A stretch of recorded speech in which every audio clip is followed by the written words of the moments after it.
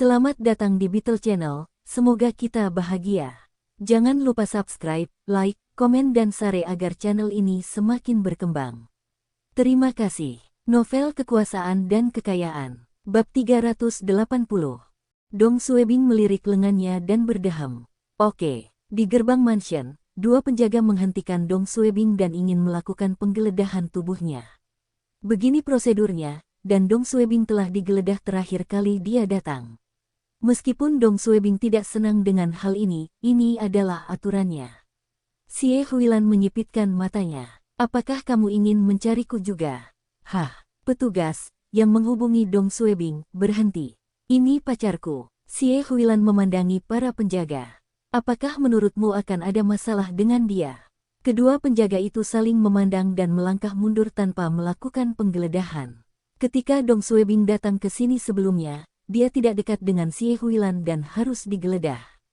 Tapi kali ini, dia ada di sini sebagai pacar Xie Huilan, dan Xie Huilan akan terlihat buruk jika dia digeledah. Setelah memasuki kompleks, Xie Huilan memberi instruksi. Nanti kalau kita ketemu yang lebih tua, panggil saja mereka sama seperti saya. Dong Suebing mengangguk dan tiba-tiba bertanya, bagaimana dengan orang tuamu? Haruskah aku memanggil mereka ayah dan ibu sepertimu? Xie Huilan tertawa. Saya sedang berbicara tentang paman saya. Sedangkan untuk orang tuaku hahaha kamu bisa memanggil mereka sebagai ibu dan ayah jika kamu berani. Dong Suebing tidak berani memanggil mereka sebagai ayah dan ibu. Oh, saya anak tertua dari generasi ketiga. Anda tidak perlu bersikap terlalu sopan kepada mereka. Oke, Dong Suebing menarik napas dalam-dalam untuk menenangkan dirinya. Sebelum Dong Suebing dan Xie Huilan bisa memasuki mansion, mereka mendengar seseorang berbicara di paviliun di halaman depan. Dua pria paruh baya sedang merokok dan mengobrol di sana, dan mereka tampak mirip, seperti saudara. Salah satunya memiliki suara yang dalam dan kuat, dan yang lainnya memiliki suara yang tenang. Ada juga seorang wanita paruh baya duduk di samping mereka, mendengarkan mereka sambil tersenyum. Xie Huilan menarik Dong Suebing dengan ringan. Ayo, kita pergi untuk menyambut mereka. Ketiganya adalah Dong Suebing bertanya dengan lembut. Orang yang berbicara pelan adalah paman tertuaku, Xie Guoliang. Dia adalah saudara laki-laki ayahku dan generasi kedua dari generasi kedua. Dia memiliki temperamen yang baik haha saya jarang melihatnya marah. Xie Huilan berjalan perlahan dan menjelaskan kepada Dong Suebing dengan lembut. Dia bekerja di Kementerian Keuangan, dan merupakan wakil menteri pertama.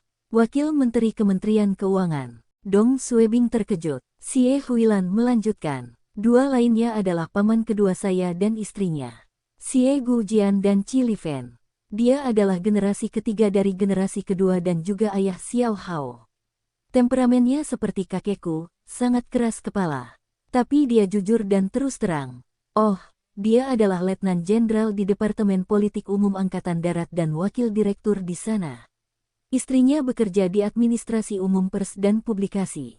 Dia adalah kepala departemen dan bukan pemimpin dengan peringkat tertinggi di sana. Wakil Direktur Departemen Politik Umum Angkatan Darat.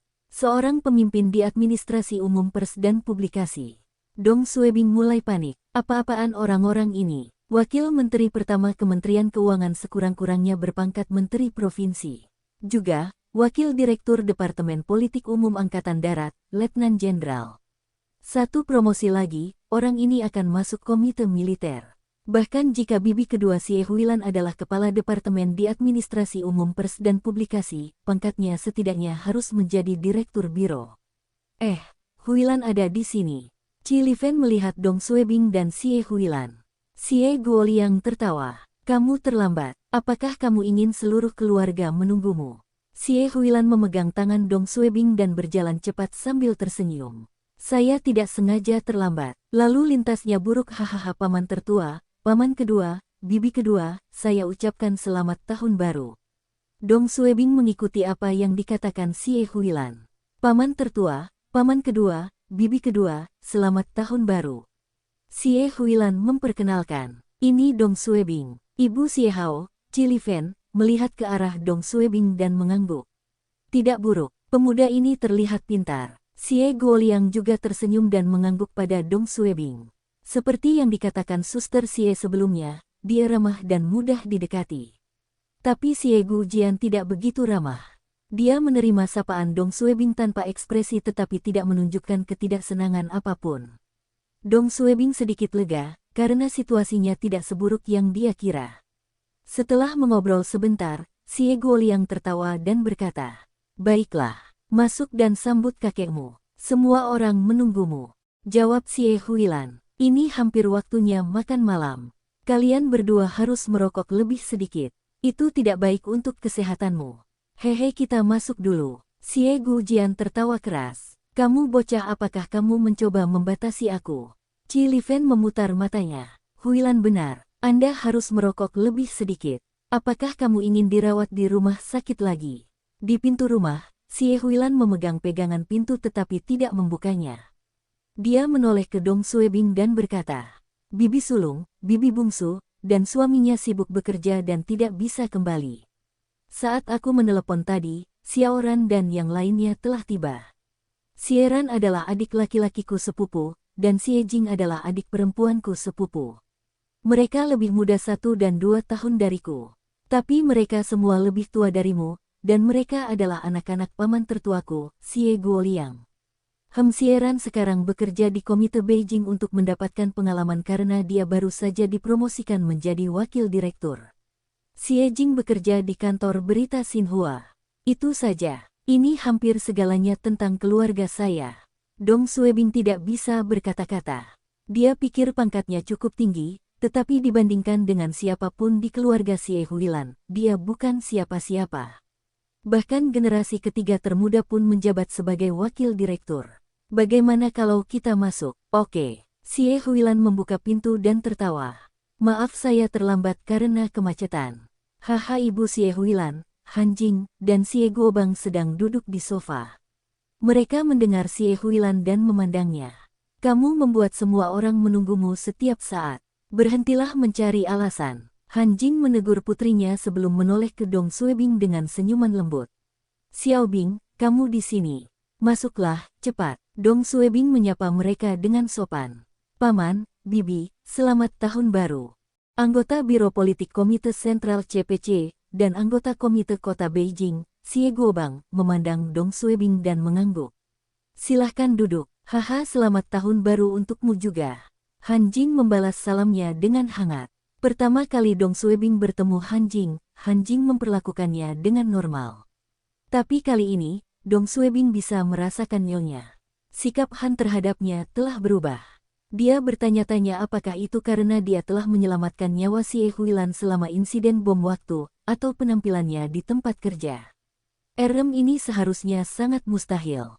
Han Jing dan Xie Guobang adalah satu-satunya yang ada di ruang tamu, dan sisanya harusnya ada di atas.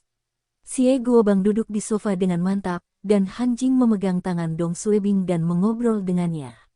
Dia juga berterima kasih kepada Dong Suebing karena mempertaruhkan nyawanya untuk menjinakkan bom waktu dan menyelamatkan nyawa Xie Huilan. Xie Huilan tertawa. "Bu, kamu menakuti Xiaobing. Haha, beri dia istirahat dan biarkan dia minum air dulu." Han Jing menatap putrinya dengan marah. Tingkat 1 dari rumah.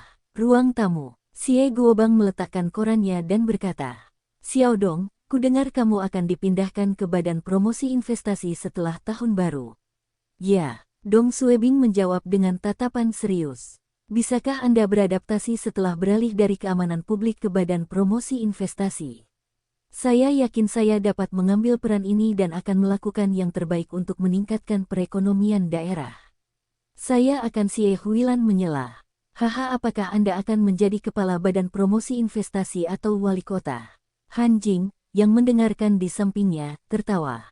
Dong Suebing berpikir sendiri. "Saya menunjukkan tekad saya kepada pemimpin. Mengapa kamu menggangguku? Tapi aku tahu apa yang kukatakan itu berlebihan." Dong Suebing berdeham dan melanjutkan. "Untuk menjalankan tugas saya dengan baik, saya tidak bisa melihat sesuatu dari sudut pandang Badan Promosi Investasi. Saya harus mempunyai pandangan helikopter tentang segala sesuatunya di seluruh wilayah, dan dengan cara ini, saya dapat meningkatkan perekonomian. Begitu perekonomian bangkit kembali, masyarakat akan memiliki kehidupan yang lebih baik." Dong Suebing tidak pandai menyombongkan diri dan tidak malu-malu. Han Jing tertawa. Setiap kali kalian bertemu, kalian semua membicarakan tentang pekerjaan dan politik. Xie Huilan menyipitkan matanya dan tertawa. Xiao Bing, ibuku tidak bahagia. Dong Suebing dengan cepat melanjutkan obrolan dengan Nyonya Han, dan bertanya tentang kesehatan mereka. Tiba-tiba, Dong Suebing mendengar langkah kaki dari atas. Tata langkah kakinya lambat, dan dia tahu pasti senior Xie yang turun. Dong Suebing dan Xie Huilan berdiri dan berjalan ke kaki tangga. Mereka melihat seorang pria dan wanita muda menuruni tangga, dan mereka berusia sekitar 27 atau 28 tahun. Pria itu tampan dan seharusnya adalah adik laki-laki sepupu Xie Huilan, Xie Ran, wakil direktur peringkat pemimpin di Liga Pemuda Beijing. Wanita di sampingnya cantik dan mirip Xie Huilan.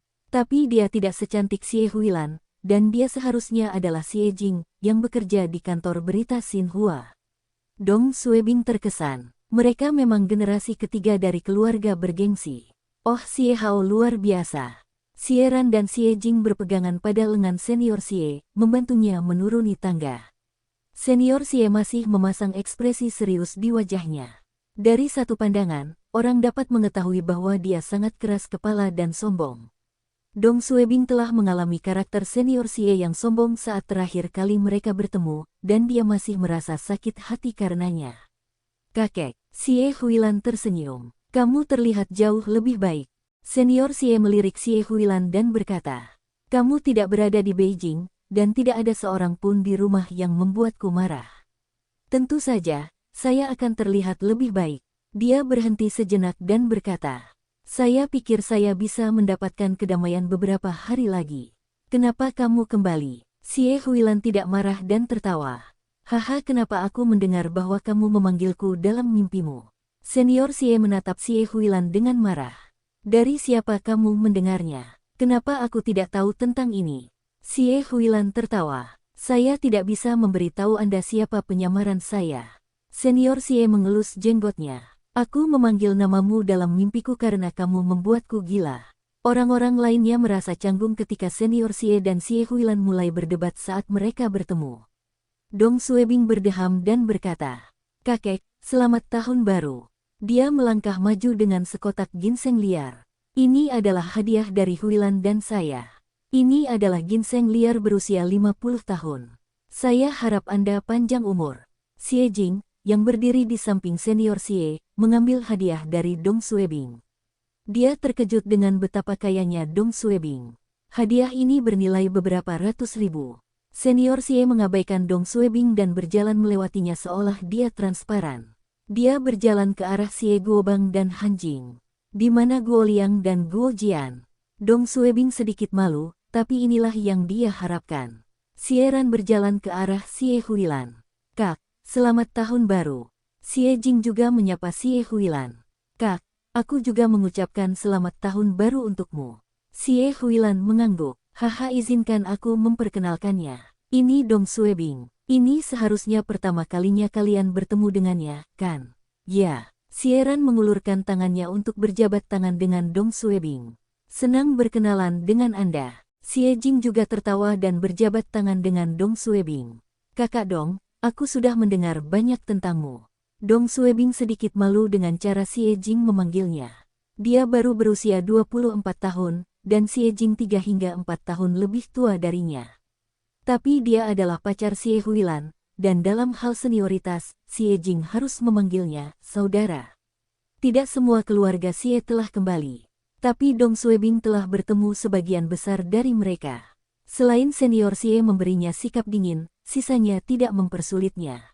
Situasi ini jauh lebih baik dari yang dia bayangkan. Kak, berapa lama di Beijing?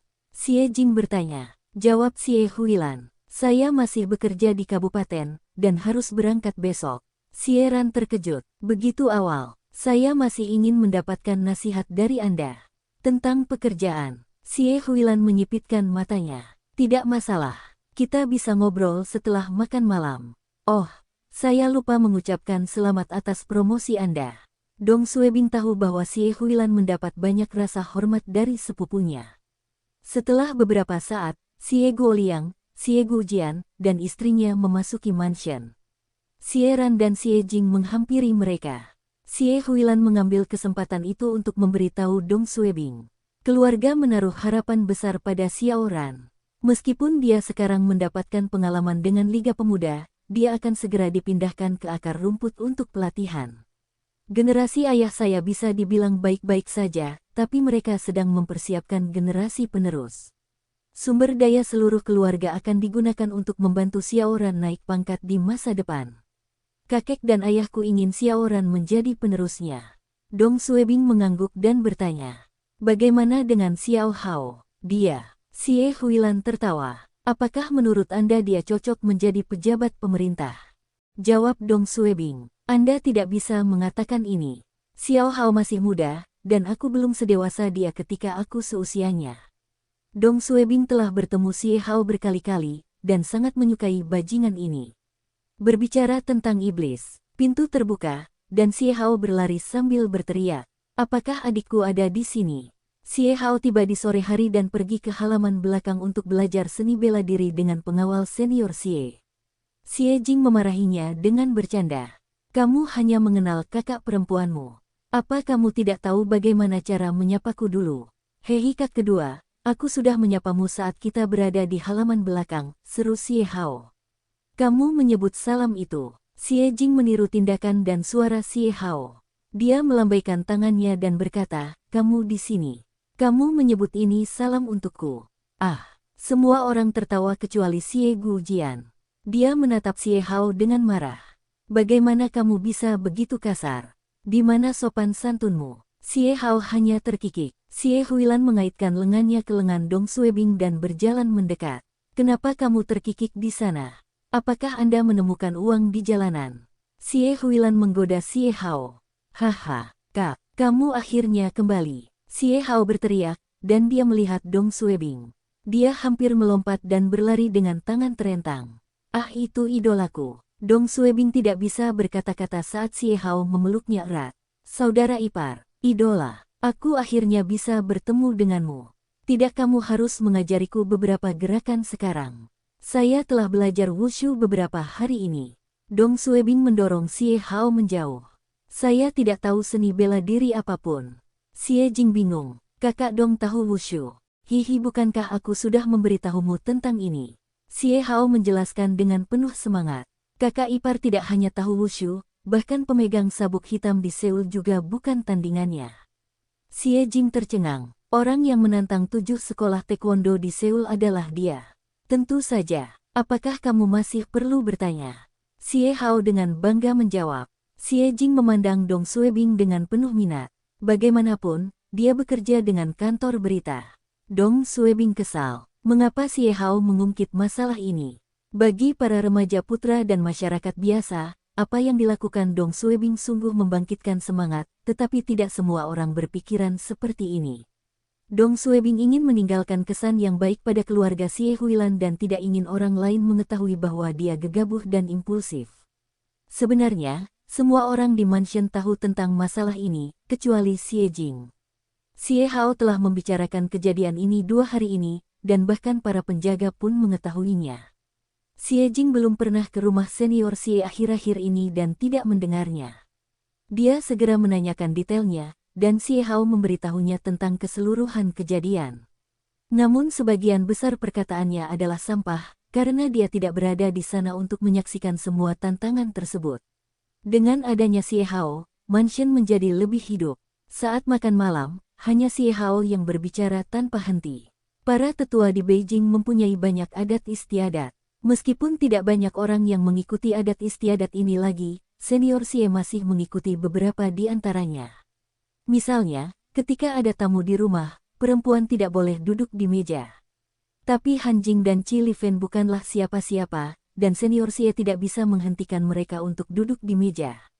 Jadi, meja yang lebih kecil disiapkan di samping meja utama untuk mereka dan generasi ketiga. Bagaimana tidak ada minuman keras saat makan malam? Para pembantu menyajikan segelas kecil baijiu untuk semua orang. Dong Suebing adalah seorang junior dan juga seorang tamu. Dia harus bersulang untuk semua tetua. Setelah bersulang untuk semua orang satu persatu, dia merasa sedikit pusing. Dong Suebing tidak bisa menahan minuman kerasnya dengan baik. Xie Hao mengangkat gelas jus buahnya untuk diminum bersama Dong Suebing. Xie Ran dan Xie Qing juga ingin minum bersamanya. Xie Huilan melihat mereka dan menghentikan mereka. Xiao Bing tidak pandai minum. Jangan mencoba membuatnya mabuk. Saya baik-baik saja dan tidak mabuk. Setelah makan malam, kamar tamu di lantai pertama mansion.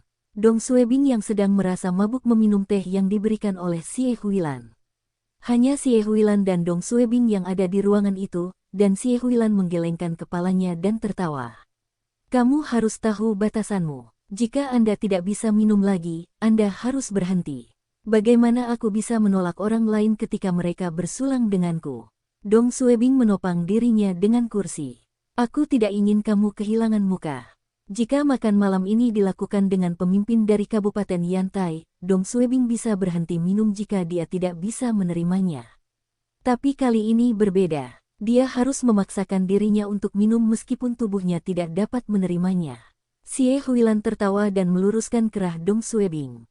Baiklah, Anda telah melakukan pekerjaan dengan baik hari ini. Dong Suebing mengangguk dan bertanya. Huilan, kenapa kamu begitu lembut hari ini? Haha, mata Xie Huilan menyipit. Apakah kamu memberitahuku bahwa aku tidak bersikap lembut selama ini? Hah, tidak Dong Suebing dengan cepat menyangkalnya. Kamu juga lembut di masa lalu.